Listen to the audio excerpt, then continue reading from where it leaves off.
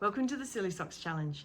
I'm Christy Lee from Quiet Play, and over the next few days I'm going to be your guide to sewing some silly socks, just like these.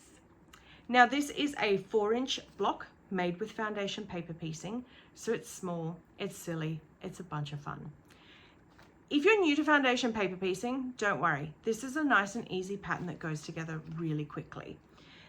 I will be sharing some hints and tips with you to help you along the way. If you get stuck, I have full tutorials on my website at quietplaydesigns.com, as well as an in-depth at your own pace course. So there's options there if you're new to foundation paper piecing. If you're an old hand or a fanatic like me, you're going to be whipping through these in no time. And suddenly you'll have a whole drawer full of silly socks. Sorry about that, but not really. They are really fun to make and it's hard to stop at just one. They're perfect for your fussy cuts. They're perfect for digging into the scrap basket. They're perfect for those small scale prints. You know, the ones that you've stashed away, that you have forgotten about, or haven't found the perfect project for? This is their time to shine. So we will be talking about fabrics to use. We're talking a little bit about foundation paper piecing and some hints and tips. Talking about all the things you need to make your own silly socks. So stay tuned. I'll be back in the next video and we'll talk a little bit more in depth about the fabrics that you can use, and then you can get ready to sew some silly socks. Can't wait.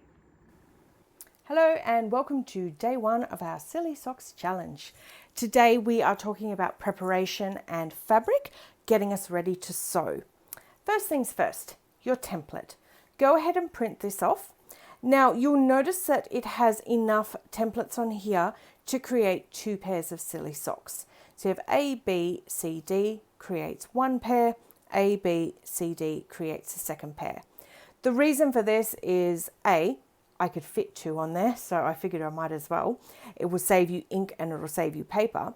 And B, I'm pretty sure you're not going to make just 1 pair. So this way you can get prepared to make 2 all in one go.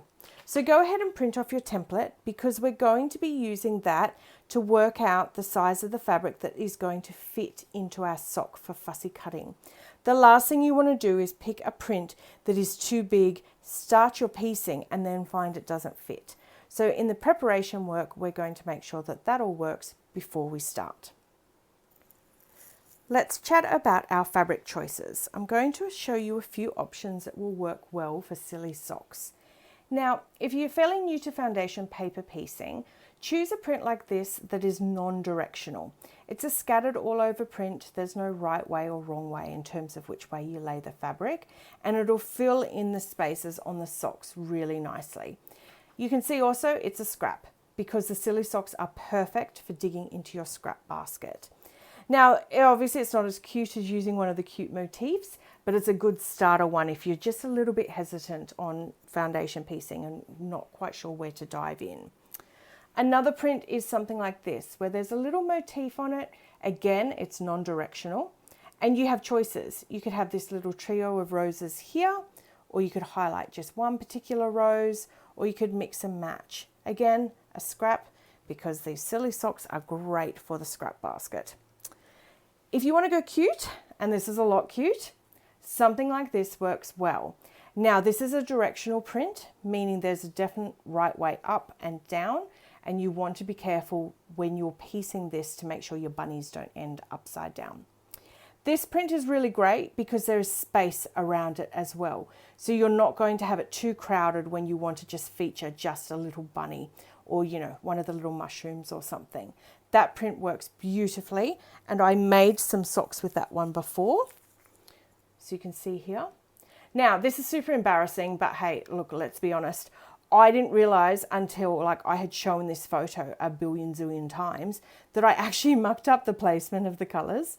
So, yep, even us experts who've been doing this for a while, we still muck things up at times. And there's an exhibit A of how I did that. So that's a great print. These are great prints. Gives you a bit of an idea of what will work. Now I'm going to show you one that didn't work so well. And it's these cute little sheep. Now I was like, oh my gosh, this will be perfect. Look at these little black sheep. They were really cute choices. I could use a whole bunch. Now here's the block that I made with the sheep. Now I don't think this one works as well because it's a bit crowded, because we have half cut sheep. You don't really focus just on the specific fussy cut. there's just not enough room around these. Whereas you can see on the bunnies, you have room, some background room. So when you fussy cut, the eye is going to be drawn just to the motif.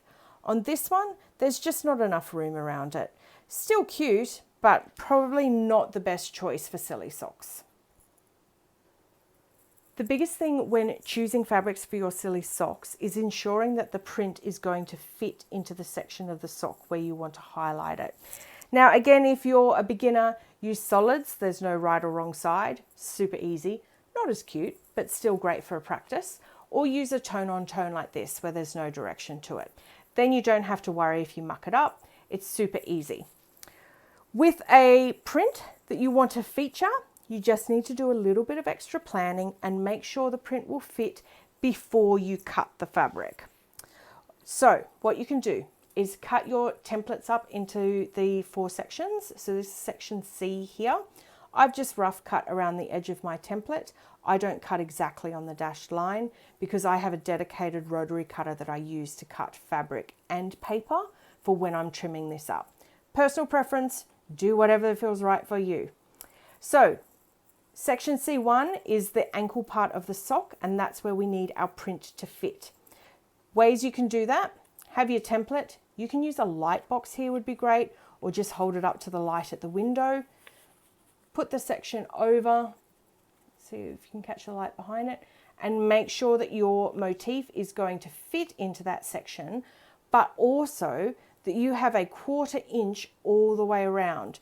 So if I wanted to choose the bunny up the very top, it's pretty close to the top, and you can see I don't have a 1/4 inch just there, so that's not going to work, hence coming down to the bunny a little bit further down, and that way it will fit a lot better, and I have a full 1/4 inch all the way around for your seam allowance.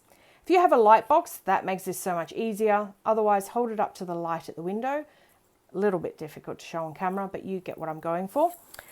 The other option you can do is to cut this section out and just use this as a spare template. Cut this section out, and then you can just lay it down like a little window against your fabrics to audition and make sure that your prints are going to fit.